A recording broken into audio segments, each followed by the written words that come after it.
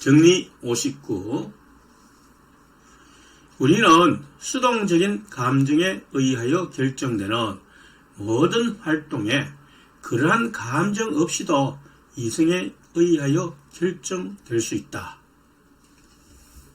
자, 여기 조금 새로운 듯한 그런 내용이 나오고 있죠. 사람들은 흔히 수동적인 감정에 의해서 어떤 활동을 결정하게 되는데, 그러나 사실은 그러한 감정 없이 이성만으로도 그러한 활동을 충분히 할 수 있고 오히려 더 효율적이 될 수 있다는 것입니다. 정명을 보시죠. 이성에 따라서 활동한다는 것은 그 자체만으로 고찰된 우리의 본성의 필연성에서 나오는 것들을 행하는 것일 뿐이다. 그러니까 우리의 본성만으로 정확하게 행하여도 수동적 감정 못지않게 활동을 할 수 있다는 것입니다. 그런데 슬픔은 이 활동 능력을 감소시키거나 억제하는 한에 있어서 악이다. 자, 슬픔은 곧 악이죠.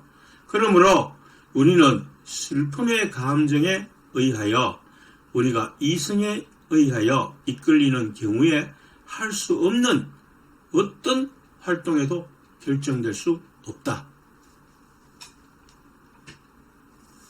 이성이 할 수 없는 활동을 슬픔의 감정에 의해서 할 수 있는 것은 없다는 것입니다. 반대로 말하면 슬픔의 감정에 의해서 활동할 수 있는 것은 이성에 의해서도 모두 활동할 수 있다는 것입니다. 마지막으로 선인 한에 있어서의 기쁨은 이성과 일치한다. 그것이 선일 때의 기쁨은 언제나 이성과 일치한다는 것입니다. 그러니까 우리의 본성은 항상 무엇을 행하도록 되어 있다? 자기와 모든 사람에게 유익이 되도록 행동하게 되어 있다는 것입니다. 우리의 이성이. 또한 기쁨은 인간이 자기와 자기의 활동을 타당하게 파악할 정도의 완전성에까지 도달한다면, 그게 완벽하게 우리가 이성으로 행동할 수 있다면, 그는 지금 수동인 감정에 의하여 결정되는 것과 똑같은 활동을 할 수 있거나 한층 많이 할 수 있다. 그런데 모든 감정은 기쁨, 슬픔 또는 욕망에 관련되며, 욕망은 활동하려는 노력 자체일 뿐이다. 즉 욕망이 곧 코나투스, 욕망이 활동하려는 노력이라는 것이죠. 그것을 욕망으로 표현하는 것입니다. 또 달리 어떻게 표현되었습니까? 욕망이 곧 목표이다. 목표, 목적. 목적이라고 번역을 했는데, 제가 이 목적이라는 단어가 여러 가지 의미로 사용되기 때문에 인간 활동에 있어서 목표라고 표현하는 것이 더 좋다고 생각이 됩니다. 어떤 목표를 정했다 이렇게 할 때에. 그러므로 우리는 수동적인 감정에 의하여 결정되는 모든 활동에 그 감정 없이도 오직 이성에 의해서만 이끌릴 수 있다. QED. 해설을 한번 보겠습니다. 제가 여기서 해설을 조금 길게 달았습니다. 나라마다, 지역마다, 그리고 사람마다 가지는 정서라는 것이 있습니다. 감정을 정서라고 하죠. 그래서 어떤 일을 도모할 때에 그 나라의 국민성, 즉 국민의 정서를 고려한다든지 또는 그 지역의 정서를 고려하거나 개인의 경우에는 그 사람의 감정적 경향에서 일을 추진하게 되는 경우를 볼 수 있습니다. 그러나 스피노자는 이러한 정서들은 거의 모두가 수동적 감정으로서 이성과 일치하지 않으므로 이성에 의한 활동보다 유익이 적거나 해로울 수 있다는 것입니다. 그런데 동일한 활동이라도 그러한 수동적 정서에 휘말리지 않고 이성적으로 처리하는 방법이 존재하며 그렇게 할 때에도 똑같이 이를 처리하거나 더 능률적으로 처리할 수 있다는 것입니다. 그래서 무슨 말인가 이해하기 위해서 예를 들어야 되겠죠. 예를 들어 수도 시설과 전기 시설이 없이 불편하게 지내는 오지산골의 사람들이 있다고 합시다. 이 사람들의 불평은 수돗물 먹고 밤에도 전등을 켜는 게 소원이라면서 정부에 청원을 내어 수도와 전기 시설을 해달라는 민원을 넣습니다. 그러면 정부에서는 이러한 불편한 감정에 주민들의 요구에 맞추어 기반시설을 제공한 것과 즉 그렇게 하기 때문에 뭐 어쩔 수 없이 예산이 모자라지만 그 관계부처의 사람들이 이곳 주민들에게 로비를 받았기 때문에 그렇게 할 수도 있겠지만 그러나 주민들의 감정에 관계없이 전체 예산을 살펴서 기반시설을 제공한다면 똑같이 제공하더라도 전체적인 면에서 보다 효율적으로 일을 처리할 수 있다는 것입니다. 이것이 이성에 의해서 활동하는 것이라는 겁니다. 이것이 전체적으로 오히려 또 오지산골의 사람들에게 더 큰 유익을 줄 수 있는 것이지 그 불평에 의해서 어쩔 수 없이 한다면 하는 형식만 낼 수 있고 또 다른 불평이 일어날 수 있다는 것입니다. 맞죠?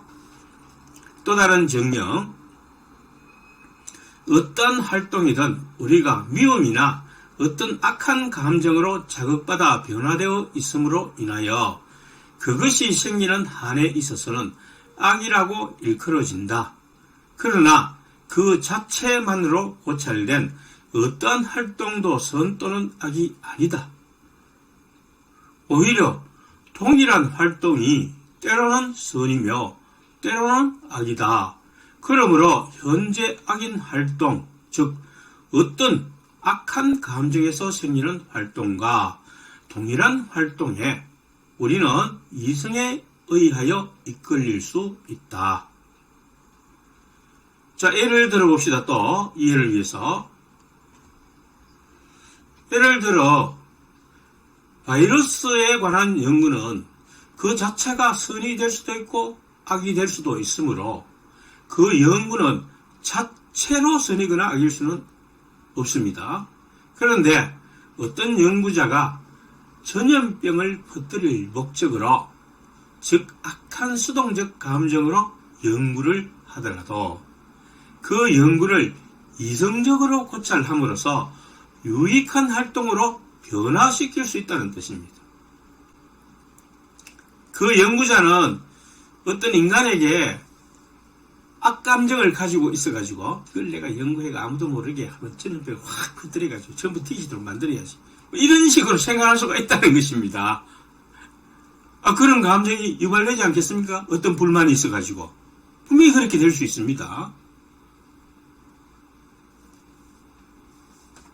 자, 그런 경우에 연구가 진행되었다 하더라도 그 사람의 마음만 싹 변화시키면 그 연구 자체는 굉장히 유익한 연구가 될 수 있다는 것입니다. 맞죠? 그래서 한 가지 예를 더 들면 어떤 사람이 컴퓨터에 관한 해박한 지식을 가지고 해킹을 시도하다가 그러니까 이 사람은 다른 컴퓨터로 들어가서 프로그램을 해킹하고 빼오고 하는 이런 재미로 컴퓨터에 관해서 굉장히 배웠지만 그러다가 나중에는 사법당국으로부터 처벌을 받게 되죠. 자, 그 처벌을 받은 후에 어떻게 됩니까? 대기업에 서로 오라고 막 손을 내밉니다. 기술이 좋으니까.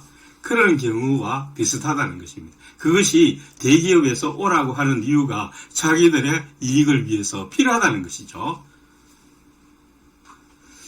주석 보겠습니다. 이는 하나의 예로서 한창 명료하게 설명된다. 주먹으로 때리는 행동은 그것이 물리적으로 고찰되는 한에 있어서 또한 인간이 팔을 들어 주먹을 쥐고 힘차게 팔을 휘두른다는 것에만 우리가 주의하는 한에 있어서 주먹을 이렇게 탁 때렸는데 그 때린다는 그 활동 때렸다는 그 부분만 제외하고 주먹을 그냥 휘두른다는 측면만 우리가 살펴볼 때는 그건 인간의 신체 구조에서 발생할 수 있는 활동의 일부잖아요. 그러니까 그 자체만 볼 때는 하나의 덕이 된다는 것입니다. 이성적 활동이 된다는 것입니다. 그러므로 어떤 사람이 분노나 미움 때문에 흥분하여 주먹을 쥐거나 팔을 휘두르도록 결정된다면 그러한 것은 동일한 행동이 온갖 사물의 심상과 결합될 수 있기 때문에 일어난다. 즉 그 자체가 악이 아니라 그 자체는 덕인데 다른 수동적 감정과 합해져서 그런 악한 행위가 발생할 수 있다는 것입니다. 그러므로 결국 이 예를 든 이유는 정상적인 활동이나 인간의 일생에서 나오는 덕이라도 감정과 나쁜 감정과 결합해서 그것이 사람에게 불이익을 가져다 줄 수 있다는 것을 말하는 것입니다. 주먹을 휘두르는 자체는 신체의 활동이기 때문에 그 자체로는 이성적 활동의 덕이다. 그러나 그러한 행동이 자신의 어떤 심상과 결부된 분노의 감정과 결합되어 나타날 때 다른 사람의 신체를 상처를 주는 그런 악이 된다는 것입니다. 그런 거로 우리가 혼란스럽게 파악하는 사물의 심상에 의해서도 또한 뚜렷하고 명확하게 파악하는 것의 심상에 의해서도 우리는 동일한 행동에 결정될 수 있다. 그러니까 우리의 행위가 전자에 의하면 혼란스럽게 파악되는 사물의 심상에 의한다면, 결합된다면 나쁜 행동으로 나타나게 될 것이고 뚜렷하고 명확하게 파악하는 심상에 의해서 결합된다면 그것은 덕으로 나타나게 될 것이다. 그런 뜻이죠. 그러므로 만일 인간이 이성에 의하여 인도될 수 있다면 수동적인 감정에서 생기는 욕망이 어찌하여 맹목적이라고 일컬어지는지 살펴보기로 하자. 그래서 수동적인 감정, 혼란스럽게 파악되는 사물의 심상과 결합되었을 때 생기는 욕망이 왜 이것이 목적 없는 맹목적이고 아무런 유익도 없는 그런 것인가 살펴보기로 하자는 것이죠.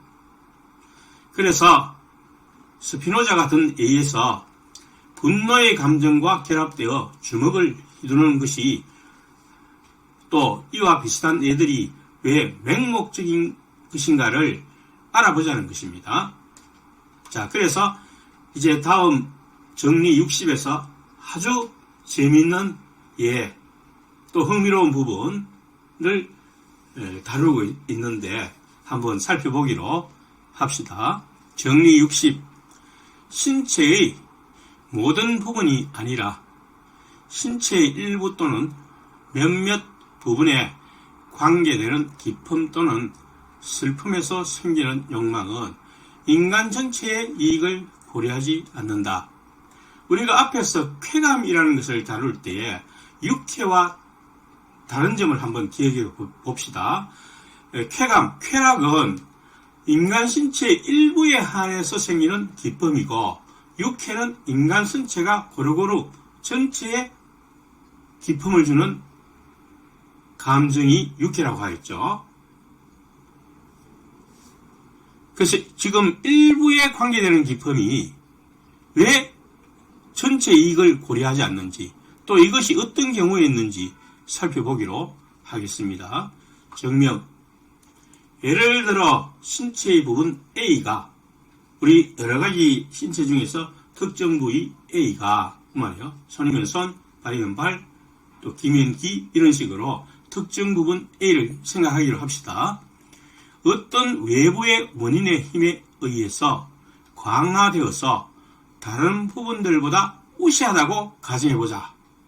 갑자기 어떤 신체가 외부의 원인에 의해서 그것이 강화되었다는 것입니다.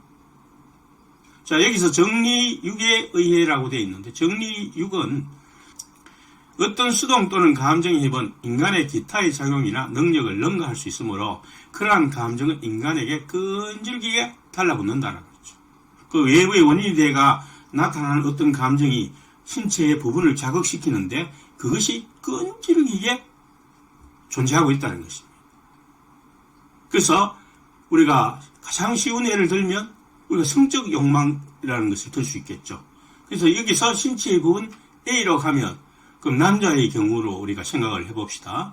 남성의 경우는 이런 외부적인 원인, 즉 예를 들어서 뭐 예쁜 여성의 젊은 여성의 그 알몸을 우리가 보았을 때 그 외부적 원인이죠. 그랬을 때 신체의 부분 A, 자 신체의 부분 A는 뭔지 아시겠죠? 그 부분이 강력하게 된다는 것입니다.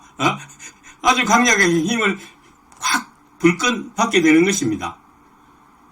그래서 그 감정이 존재로 사라지지 않죠. 그것이 힘을 받아가지고. 자, 그래서 그 다음 부분 봅시다. 이 부분은 그렇다고 해서 신체의 나머지 부분들이 그것들의 기능을 수행하도록 자신의 힘을 감축하려고 노력하지는 않을 것이다. 자, 그러면 뭐 여기서 쉽게 말하는 신체의 부분 A가 남자의 성기라고 할 것 같으면 성기가 불끈 이렇게 솟으면 성기와 관련된 어떤 다른 신체가 그게 보조를 맞추기 위해서 더 강력해집니까? 아니죠. 그것만 그렇게 강력해지는 것입니다. 자, 그 다음 봅시다. 왜냐하면 그런 경우에 그것은 자기의 힘을 감축하는 힘 또는 능력을 가져야만 하는데 이러한 것은 부족하기 때문에. 자, 왜 가져야 합니까?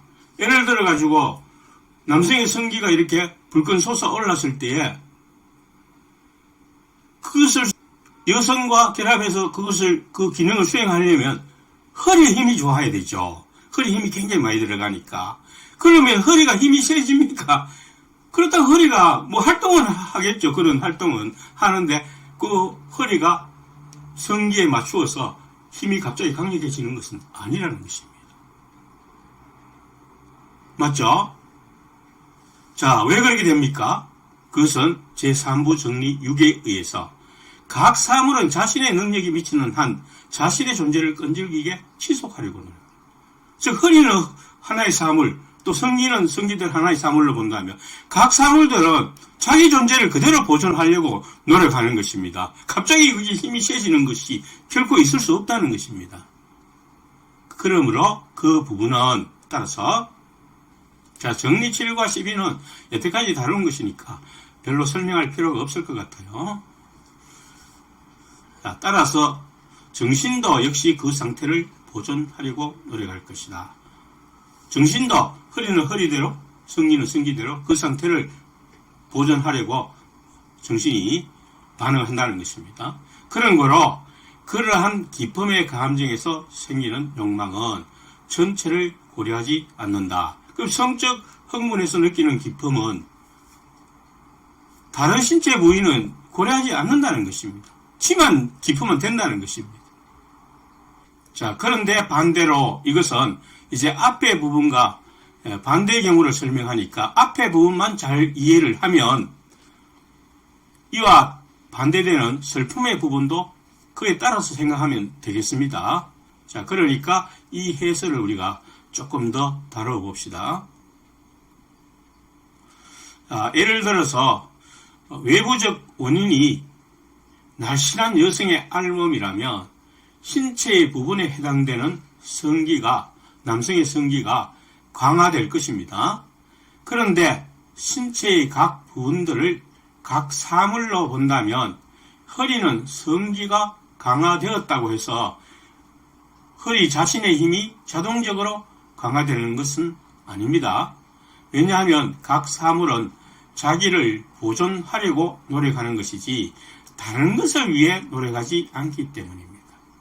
따라서 성욕이 과도하여 허리에 힘을 많이 쓰면 허리는 강화되지 않았기 때문에 허리가 아프게 되는 결과를 가져오는 것입니다. 즉 성기는 허리를 고려하지 않습니다. 즉 신체의 부분은 전체를 고려하지 않는다는 거죠.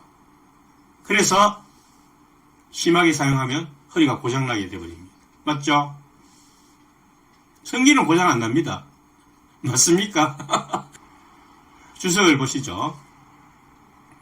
따라서 기품은 대체로 신체의 일부분에만 관계되기 때문에 대개의 경우 우리는 우리의 존재를 보존하기를 바라면서 우리의 전체적인 건강을 고려하지 않는다. 게다가 우리를 가장 많이 지배하는 욕망들은 현재만을 고려하고 미래를 고려하지 않는다는 사실을 추가한다. 여기 시간까지도 지금 고려를 했어요. 자, 그래서 이어서 설명을 우리가 보면, 그래서 우리의 기쁨, 이 경우는 성적 쾌감인데 우리 신체 전체를 고려하지 않기 때문에 전체 신체의 건강이 나빠질 수 있다는 것입니다. 맞죠?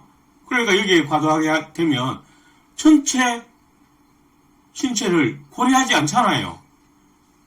성적 기쁨이. 이 쾌감은 신체의 부분에서 나타나는 것이기 때문에. 그리고 미래보다 현재에 집중된다는 점을 이야기하고 있습니다. 즉 쾌감은 그 쾌감이 강해지고 그 기쁨이 극도로 느끼기 위해서 나중 일을 따지지 않고 현재가 더 중요하다는 것으로 행동하게 되는 것입니다. 내일 삼수갑산에 갈 망정 오늘 일을 치르고 보자는 식으로 신체의 부분적인 쾌감을 위해 행동하다가 인생을 망치는 수가 있다는 것입니다. 그래서 여기서 현재만을 고려하고 미래를 고려하지 않는다는 건 바로 이 사실을 이야기하는 것입니다. 스피노자가 이 정리를 다룰 때 틀림없이 성적인 감정을 생각했을 것이라고 조심스레 추측해 봅니다. 정리 61로 넘어갑니다. 이성에서 생기는 욕망은 지나칠 수 없다. 지나칠 수 없다는 것은 지나간다는 얘기가 아니고 과도할 수 없다, 그런 뜻입니다. 정명, 절대적으로 고찰된 욕망은, 절대적으로 고찰되었다는 것은 인간에게 반드시 발생하는 욕망이란 뜻입니다. 달리 표현하면 인간의 본질이 어떤 방식으로 어떤 것을 행하도록 결정되어 있다고 파악되는 한에 있어서 인간의 본질 자체이다.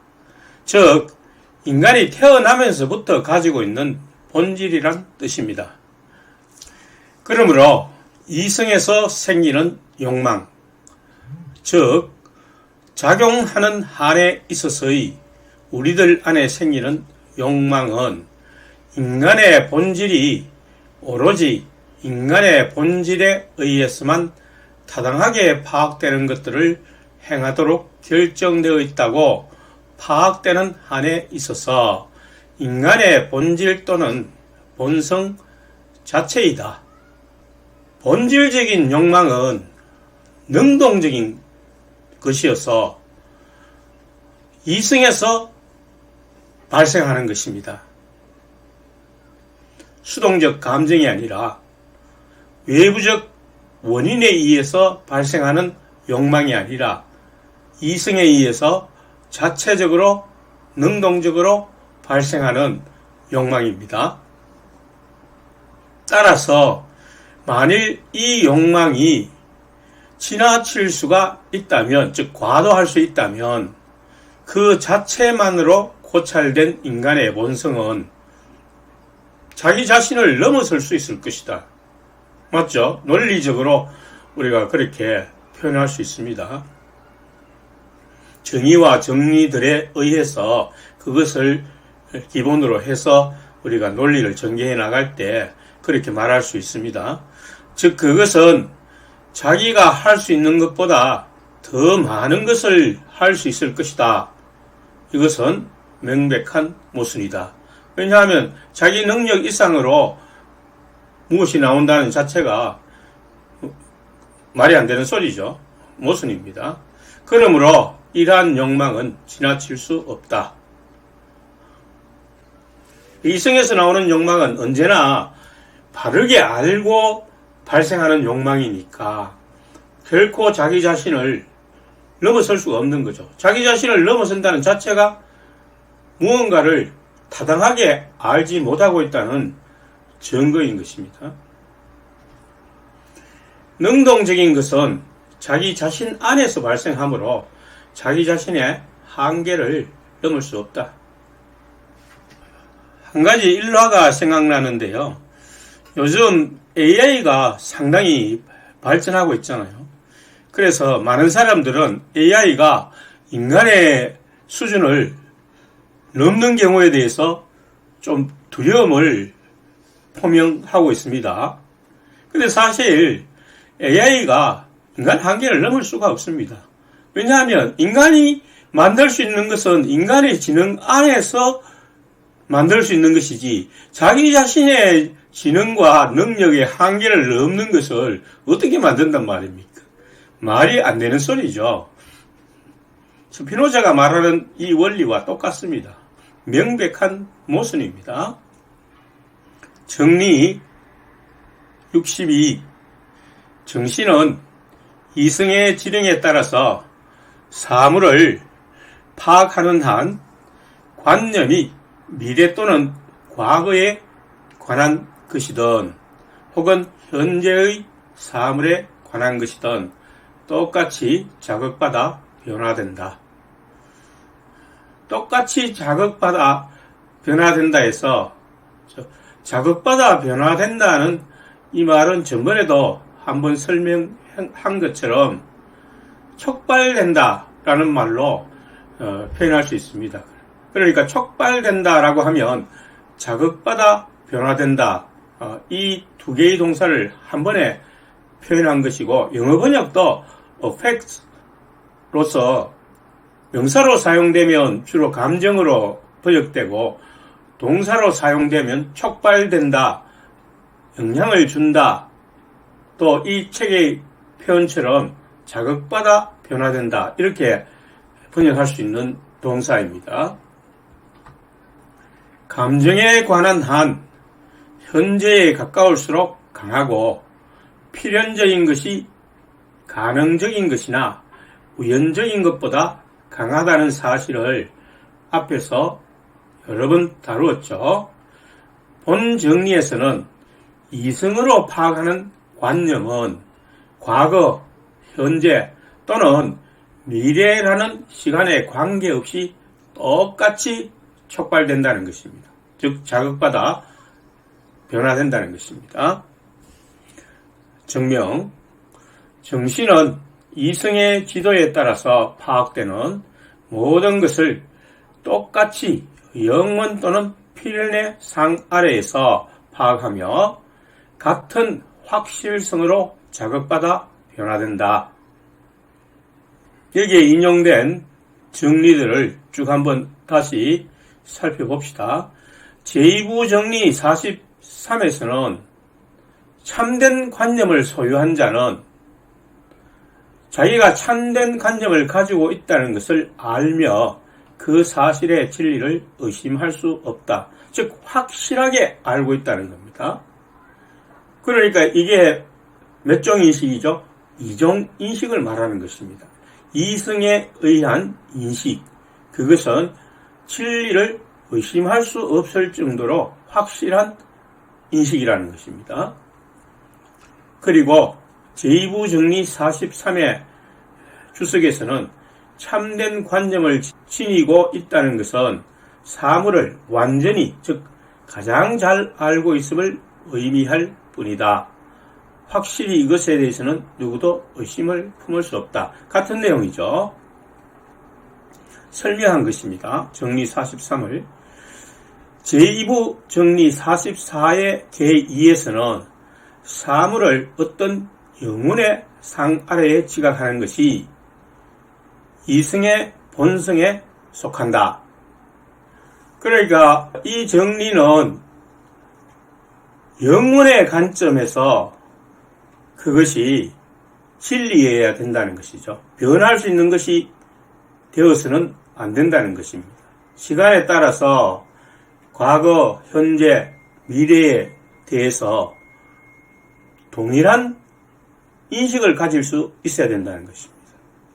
그러니까 이종인식, 이승에 의한 인식은 두 가지 내용을 가지고 있습니다. 하나는 의심할 수 없는 확실한 진리라는 점과 영혼의 상 아래서 고찰되었다. 즉 시간에 관계없이 적용된다. 이 두 가지 점을 바탕으로 하고 있습니다. 그러므로 관념이 미래 또는 과거에 관한 것이든 혹은 현재의 사물에 관한 것이든 간에 정신은 똑같은 필연성으로서 사물을 파악하며 똑같은 확실성으로 자극받아 변화된다. 그리고 그 관념은 미래 또는 과거에 관한 것이든 혹은 현재의 사물에 관한 것이든 간에 정신은 똑같이 참일 것이다. 위에 인용된 정리를 다룰 때 그 예를 든 것이 있죠. 피타고라스 정리.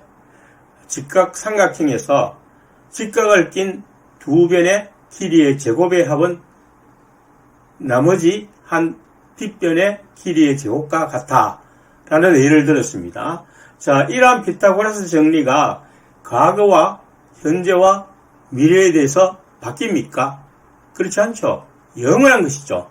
그리고 이것을 증명까지 해서 확실히 일말의 의심도 없을 때에 이승에 의한 인식이 된다는 것입니다. 자, 여기서도 다시 제2부 정리 41과 제2부의 정의 4가 인용되어 있는데 살펴보면 제1종의 인식은 허위의 유일한 원인이다. 자, 1종 인식이 어떠한 인식입니까? 다시 한번 제1종 인식이 어떤 인식인지 다시 한번 기억해 봅시다. 상상, 풍문, 경험, 이와 같은 것들에 의해서 인식된 것, 그것은 허위일 가능성을 항상 포함하고 있죠. 그래서 그것은 참된 인식, 타당한 인식이라고 분류하지 않습니다. 그러나 제2종 및 제3종의 인식은 필연적으로 참이다. 제2종 인식은 금방 다루었고 제3종 인식은 신의 인식으로부터 발생하는 직관지, 공통성, 모든 사물에 존재하는 공통성을 말하는 것입니다. 그래서 제가 어떤 예를 들었죠. 유리병이 높은 데서 탁 떨어질 때에 아이쿠 박살났구나 이런 인식이 대번에 딱 들죠. 그게 직관지라는 것입니다. 반드시 그렇게 되니까 제2부 정의 4는 타당한 관념이란 대상과의 관계를 떠나서 그 자체로 고찰되는 한에 있어서 참다운 관념의 모든 특성들 혹은 내적인 특성들을 가지고 있는 관념이라고 생각한다. 그러니까 스피노자는 인간이 사물에 대한 인식은 그 사물 자체가 가지고 있는 관념과 인간 신체의 관념이 합성되어서 나타나는 관념인데 인간 신체의 관념이 더 많이 반영된다고 하였죠. 그런데 칸트는 뭐라고 말했습니까? 우리는 사물의 현상만을 인식할 뿐이지 실체는 인식할 수 없다. 그렇게 말했죠. 그러니까 이 스피노자의 말과 어떤 면에서는 상당히 일치하고 있습니다. 스피노자는 단지 사물의 참된 본질을 이야기하고 있고 칸트는 사물 그 자체에 관해서 말하고 있는 것입니다. 관념의 참됨은 그 본질 자체를 말하는 것이지 인간의 감각이나 지각과 관련되지 않는다는 것을 말하고 있다. 인간의 인식은 자기 신체의 관념을 더 많이 반영하고 있기 때문이다. 그 관념은 하여간에 항상 타당한 관념의 동일한 특성들을 가질 것이다. 시간에 따라서 변하는 관념이 아니라 언제나 동일한 특성을 가지게 된다는 것입니다. 그 사물의 본질은 그러하다는 것이죠. 공간에 대해서는 스피노자는 언급을 하고 있지 않는데 칸트는 공간이 다르면 그 물성이 다른 것으로 취급하고 있습니다. 또 시간이 다르면 또 다른 것으로 취급하고 있죠. 자, 그 점은 여기에 관계된 것이 좀 거리가 멀므로 취급하지 말도록 합시다. 그러므로 정신은 이성의 지령에 따라서 사물을 파악하는 한 관념이 미래 또는 과거의 사물에 관한 것이든 혹은 현재의 사물에 관한 것이든 간에 동일한 방식으로 자극받아 변화된다. QED. 여기서 사물의 관념이란 인간의 인식을 말하는 것이 아니고 그 사물 자체의 본질을 뜻합니다. 따라서 그것은 시간에 따라서 변할 수 없기 때문에 과거, 현재, 그리고 미래에 관계없이 동일한 방식으로 촉발된다는 것입니다. 주석을 보시죠.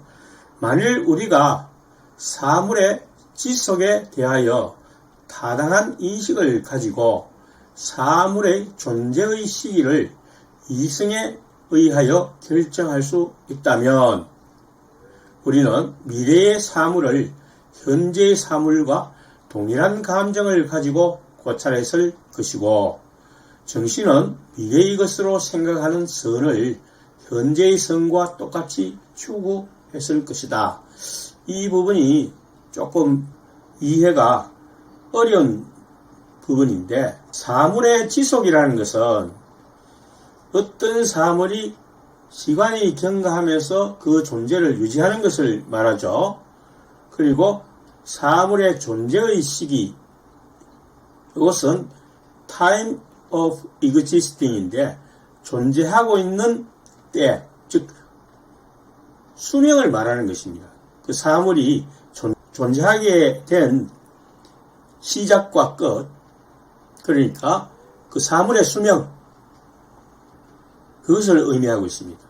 인간이 다른 사물의 수명이나 언제 존재할지를 이성으로 정확하게 파악할 수 있다면 사실 불가능한 것이죠. 미래에 어떤 일이 전개될지는 명확하게 알 수 있다는 뜻이므로 앞서 설명한 관념의 경우와 같이 과거, 현재, 그리고 미래에 관계없이 동일하게 자극받아 변화될 것이라는 것입니다. 또한 미래의 선을 현재의 선과 동일선상에 취급하게 될 것이라는 점입니다. 그러니까 앞으로 어떤 상황이 발생할 것인가를 다 안다는 뜻이 되잖아요. 어떤 사물이 어떤 식으로 존재하게 되고 그것은 얼마 가다가 끝난다. 이런 것을 다 안다는 것 자체가 미래를 안다는 뜻이 되어버리잖아요. 그러니까 미래를 갖다가 현재와 같이 취급할 수밖에 없다는 거죠. 그 신의 관점이죠. 그래서 미래를 현재와 동일하게 취급할 수 있는 것은 신뿐이라는 것이죠. 인간은 그렇게 될 수 없습니다. 따라서 정신은 보다 큰 미래의 선을 위하여 보다 작은 현재의 선을 필연적으로 무시하고 우리가 곧 증명하려는 것처럼 현 시점에서는 선이지만 미래의 어떤 악의 원인이 되는 것을 결코 추구하지 않을 것이다. 그것이 미래가 현재처럼 확실하다면 현재와 동일한 것이기 때문에 우리가 서로 전층적으로 따라서 더 비중이 강한 쪽을 선택하게 된다는 것은 당연한 것입니다. 그러나 미래가 불확실할 때, 즉 감정에 의한 것일 때는 그 감정 자체가 수동적인 것이고 타당하지 못한 인식에 의한 것이잖아요. 그러니까 불확실하니까 현재에 가까울수록 더 강력하게 나타난다는 것. 그러나 우리는 사물의 지속에 대하여 아주 타당하지 못한 인식만을 가질 수밖에 없고 제2부 정리 30일이 인용되어 있는데 우리의 외부에 있는 괴물들의 지속에 대하여 우리는 아주 온전하지 못한 인식만을 가질 수밖에 없다는 것을 제2부 정리 31에서 다루었고 증명을 하였죠. 그러니까 이것은 이미 다른 논쟁을 하는데 필요한 정리로 작용하는 것입니다. 사물의 존재의 시기를 오직 표상력에 의해서만 결정한다. 인간은 그렇다는 거죠. 사물의 존재의 시기, 언제 그것이 나타날 것인가, 또 얼마간 저것이 있다가 사라질 것인가, 이런 것을 단순히 추측이나 표상에 의해서, 상상에 의해서 결정하게 된다는 것입니다. 타당하지 못한 인식이죠. 제2부 정리 44의 주석에 의해 해서 인용이 되어 있는데 보면 정신은 사물의 현재적 존재를 배제하는 원인이 나타나지 않는 한 설사 사물이 존재하지 않을지라도 항상 그 사물을 자기에게 현재적인 것으로 표상한다. 이거 여러 번 다루었죠. 부모님이 돌아가셨는데도 꿈속에 나타난다든지 이렇게 현재 살아있는 것처럼 그렇게 표상이 된다는 것이죠. 그런데 그것을 배제하는 어떤 외부적 원인이 존재하게 되면 비로소 그러한 표상은 사라지게 된다는 것입니다.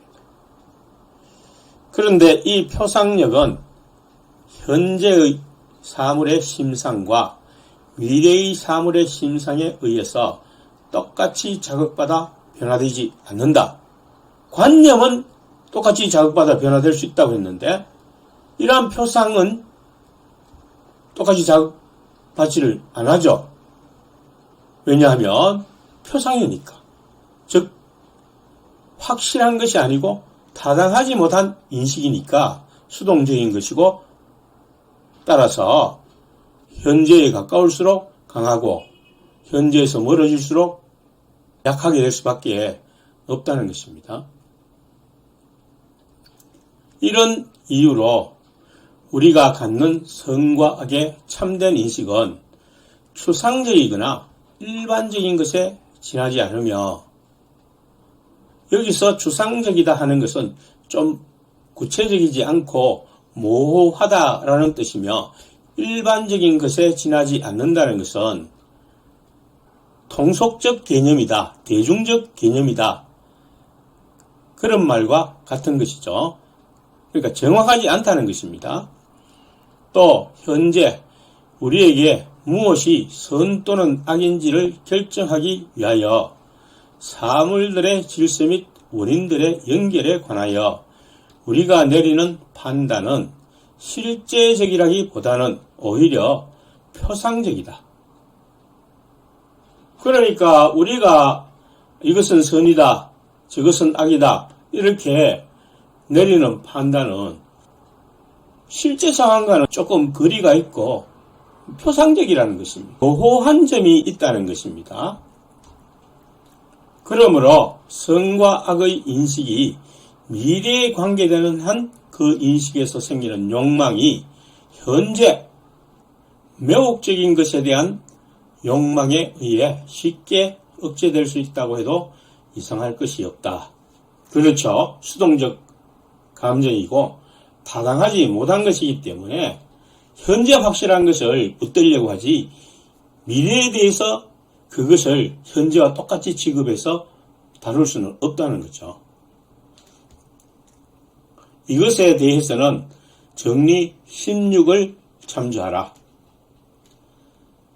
자, 정리 16은 선과 악의 인식이 미래에 관계되는 한 그 인식에서 생기는 욕망은 현재 매혹적인 것에 대한 욕망에 의하여 더욱더 쉽게 억제되거나 압도될 수 있다. 반드시 그렇게 된다는 것은 아니고 압도될 수 있다. 가능성을 말하는 것이죠. 예를 들어서 천국에 가면 부자도 필요 없다. 이러한 생각이 현재의 자기가 부를 취하려는 생각을 압도할 수 있습니까? 아니죠. 천국 그때는 있을지 없을지를 좀 100% 확신하지 못하니까 현재 돈 많이 버는 것을 더 좋아하게 된다는 것이죠. 그러나 사람에 따라서는 천국에 대한 희망을 아주 확신하는 그런 믿음이 강한 기독교인이 있을 수 있죠. 그러니까 그러한 사람은 현재 어렵게 지내더라도 정직하고 탐욕적이 되지 않는 생활을 할 수 있다는 것입니다. 그러니까 그것이 미래와 현재에 대한 인식의 차이에서 나타난다는 것을 우리가 스피노자의 정리에서 알 수 있죠. 정리 63. 공포에 의해 이끌려서 악을 피하기 위해 선을 행하는 자는 이승에 의해 이끌리지 않고 있다. 정리 63은 흔히 공포감 때문에 우리가 나쁜 짓을 해서는 안 된다는 생각을 많은 사람들이 실제적으로 가지고 있죠. 그런데 우리가 정확하게 이것을 원론적으로 파악을 하면 공포에 이끌려서 악을 피하는 것은 이승에 대한 인식은 아니라는 것입니다. 증명을 보시죠. 작용하는 한에 있어서의 정신에 관계하는 감정들, 즉 이승에 관계하는 감정들은 기쁨과 욕망의 감정들 뿐이다. 그러므로 공포에 의해 이끌려서 악에 대한 두려움 때문에 선을 행하는 자는 이승에 의해 이끌리지 않고 있다. 기독교에서 죄악을 저지르면 사후 지옥에 떨어진다는 교리에 의해 혹은 예수를 믿지 않으면 사후 지옥에 떨어진다는 교리에 의해 선을 행하거나 예수를 믿는다면 그것은 이승의 지도에 의한 것이 아니라는 것입니다. 마찬가지로 최후 심판이 두려워서 선을 행하거나 예수를 믿는다면 그건 역시 감정에 의한 것이지 이승에 의한 것은 아니라고 스피노자는 말합니다. 주석, 덕을 가르치기보다는 결점을 비난하는 법을 알고 있고 사람들을 이승에 의하여 이끌지 않고 공포에 의해 억제해서 사람들이 덕을 사랑하기보다는 오히려 악을 피하도록 애쓰는 미신가들은 다른 사람들을 자신들처럼 비참하게 만들려는 의도가 있을 뿐이다. 그러니까 그렇게 주장하는 사람들을 스피노자는 탐탁하게 여기지 않고 있죠. 좋지 않게 여기고 있습니다. 그러므로 그들이 일반적으로 사람들에게 불쾌하고 가정스러운 존재가 된다고 해도 조금은 이상한 일이 아니다. 자, 불쾌하고 가정스러운 존재라는 것은 어떤 것을 의미하겠습니까? 소위 위선자를 이야기하고 있는 것입니다. 왜냐하면 그 사람들은 지옥불이나 최고의 심판을 강조하면서 사람들에게 범죄를 해서는 안 된다고 강조하지만 자신은 실제로 엉뚱한 짓을 벌이고 있는 위선적인 자가 된다는 것입니다. 스피노자의 말입니다. 스피노자는 지옥과 최후의 심판을 가르치는 기독교 목회자들은 미신을 가르치는 것이며 불쾌하고 가정스러운 존재라고 말합니다. 따라서 반작용으로 기독교 목회자들이 스피노자를 무신론자라 공격하는 빌미를 제공하고 있습니다. 성경에는 지옥이 나오고 최후의 심판도 나오는데 스피노자 너는 성경도 믿지 않는 무신론자야 이렇게 반박을 한다는 것입니다. 이승에서 생기는 욕망에 의하여 우리는 직접적으로는 선을 추구하며 간접적으로는 악을 피한다. 이승에서 생기는 욕망은 직접적인 선이라는 것입니다. 그 악을 피하라는 것이 직접적인 것이 아니고 선을 추구하는 것이 직접적인 것이고 그렇게 해서 부가적으로 악을 피하라는 것입니다. 정명, 왜냐하면 이승에서 생기는 욕망은 수동이 아닌 기품의 감정에서만, 즉 지나칠 수 없는 기품에서만 생길 수 있기 때문이다. 그러나 그것은 슬픔에서 생길 수 없으므로 이 욕망은 악의 인식이 아니라 선의 인식에서 생긴다. 그러므로 이승의 지도에 따라서 우리는 직접적으로 선을 욕구하고 또 그러한 한에 있었으만 악을 피한다. 선을 욕구하는 것이 직접적인 것이고 악을 피한다는 것은 선을 욕구하기 때문에 부가적으로 악을 피하게 된다는 것이죠. 악을 피하는 것이 직접적인 것이 아니라 이 순서가 중요한 거죠. 이성은 능동적 기품의 감정으로만 욕망을 생기게 하기 때문에 직접적으로 선이라는 것입니다. 따라서 그에 의해서 악을 피하는 것은 부가적이라는 것입니다. 그러나 공포는 외적 원인에 의한 수동적 감정이므로 그 자체는 슬픔이며 따라서 슬픔을 제거하기 위해서 악을 피하게 된다는 그런 뜻입니다. 주석, 이 개는 병자와 건강한 사람에 의해 설명된다. 병자는 죽음에 대한 두려움 때문에 자신이 싫어하는 것을 먹는다. 싫지만 죽지 않기 위해서 억지로 먹는다는 뜻이죠. 반면에 건강한 사람은 음식을 즐긴다는 것이죠. 죽음을 두려워해서 그것을 먹는 것이 아니라 맛있고 향이 좋고 신체가 건강해지니까 그래서 음식을 즐긴다는 거죠. 죽음을 두려워하여 직접적으로 그것을 피하려 애쓰는 경우보다 삶을 보다 잘 즐긴다. 마찬가지로 미움이나 분노 때문이 아니라 단지 공공의 안녕에 대한 사랑 때문에 죄인에게 사형을 선고하는 재판관은 오직 이승에 의해서만 인도된다. 원론적인 얘기를 지금 하고 있습니다. 그래서 제가 한번 이 예를 갖다가 평을 하자면 그럴듯하지만 명석판명하지 못하다는 생각이 듭니다. 이승에 의해서 정의와 선을 행하는 것이 주된 이유이고 두려움으로 인해 악을 피하는 것은 부가적인 이유라고 원론적인 결론을 내릴 수 있을 것 같습니다. 대부분의 사람들이 범법을 하지 않는 것은 이승의 지도에 따라 그렇게 하기보다는 사실상 처벌에 대한 두려움 때문에 피하는 경우가 대다수이죠. 정리 64로 넘어갑니다. 악의 인식은 타당하지 못한 인식이다.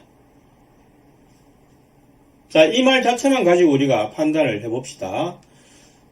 어떤 것을 악하다, 나쁘다라고 인식하는 것은 정확한 인식이 아니라는 것입니다. 뭘 정확하게 알고서 그렇게 판단하는가 하면 사실은 그렇지 않다는 거죠. 자기 감정으로 인해서 그렇게 판단한다는 것입니다. 증명, 악의 인식은 우리에게 의식된 한에 있어서의 슬픔 자체이다. 맞죠? 그런데 슬픔은 보다 작은 완전성으로의 이행이며 따라서 슬픔은 인간의 본질 자체에 의해서는 이해될 수 없다. 왜냐하면 인간의 본질 자체는 더 큰 완전성으로의 이행이죠. 기쁨을 증가시키고 슬픔을 제거하는 것인데 이 슬픔 자체는 인간의 본성이 아니죠. 인간의 본성은 기쁨을 유지하려는 것입니다. 그러므로 슬픔은 타당하지 못한 관념에 의존하는 수동적 감정이다. 그러니까 이성은 기쁨을 느끼게 하는 것이기 때문에 슬픔은 당연히 수동적 감정이라는 논리적 결론에 이릅니다. 따라서 슬픔의 인식, 즉 악의 인식은 타당하지 못하다. 수동적 감정이니까 정확한 것이 아니라는 것입니다. 그래서 증명하는 방법이 스피노자가 굉장히 기하학적이죠. 그 당시는 수학적이다 이런 표현을 안 한 것 같아요. 전부 유클리드의 기하학을 중심으로 이렇게 이루어졌기 때문에 기하학적이다 이런 표현을 사용합니다. 그러니까 정의와 공리에서 어떤 정리들을 이끌어내고 이미 이끌어낸 정리들을 통해서 다시 다음 정리들을 이끌어내는 이런 방식을 선택한다는 것입니다. 지금 정리 64도 그런 방법이죠. 스피노자는 기쁨과 슬픔에 대한 정의와 정리들을 미리 설명했기 때문에 그 정의와 정리들에 따라서 본 정리 64를 증명하고 있습니다. 즉 슬픔은 수동적인 감정이고 수동적인 것은 부정확하거나 단편적인 인식에서 발생하므로 악은 곧 슬픔이기에 정확한 인식에서 발생하는 것이 아니라는 것입니다. 그러면 스피노자의 이 정리에 따라 기독교에서 말하는 세상의 악이란 인간이 사물을 정확히 인식하지 못해서 발생하는 감정이란 뜻이 됩니다. 이것으로부터 내려지는 결론은 이러하다. 즉 만일 인간의 정신이 타당한 관념만을 가지고 있다면 그것은 어떠한 악의 개념도 형성하지 않을 것이다. 즉 스피노자는 이 악하다는 개념이 수동적 감정에서 발생했다는 것입니다. 근데 사실 정확하게 알고 보면 악이라는 것은 존재하지 않는다는 것입니다. 모든 것이 신의 속성과 자연의 질서와 법칙에 의해서 필연적으로 발생한다는 것입니다. 정리 65로 넘어갑니다. 이성의 지도에 따라서 우리는 두 가지 선 중에 보다 큰 것을 또한 두 가지 악 중에서 보다 작은 것을 추구할 것이다. 대를 위해서 소를 버린다는 말과 대동소이한 거죠. 보다 큰 선을 추구해야 하며 보다 작은 악으로 기울어져야 한다는 뜻인데 약간 의아한 점이 있습니다. 정명을 보도록 합시다. 우리가 보다 큰 선을 향수하는 것을 방해하는 선은 실제로는 악이다. 왜냐하면 선과 악은 우리가 사물들을 서로 비교하는 한에 있어서 사용하는 말이기 때문이다. 같은 논법에 의하여 보다 작은 악은 실제로는 선이다. 그러므로 이성의 지도에 따라서 우리는 보다 큰 선과 보다 작은 악만을 욕구하고 추구할 것이다. 선과 악이 상대적이라는 점을 말하고 있습니다.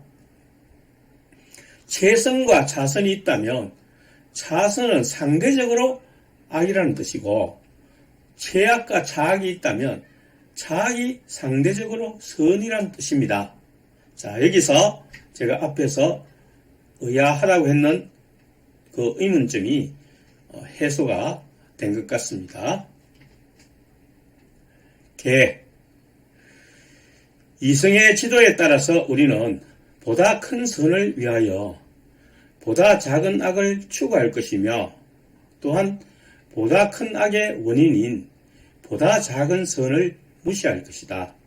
왜냐하면 여기서 보다 작다고 일컬어지는 악은 실제로는 선이며 이에 반하여 보다 작다고 일컬어지는 선은 악이기 때문이다. 그러므로 우리는 전자를 욕구하고 후자를 무시할 것이다. 선택의 문제라면 최선이 선이고 차악이 선이 된다는 것입니다. 선택을 해야 한다면 그렇게 된다는 것이죠.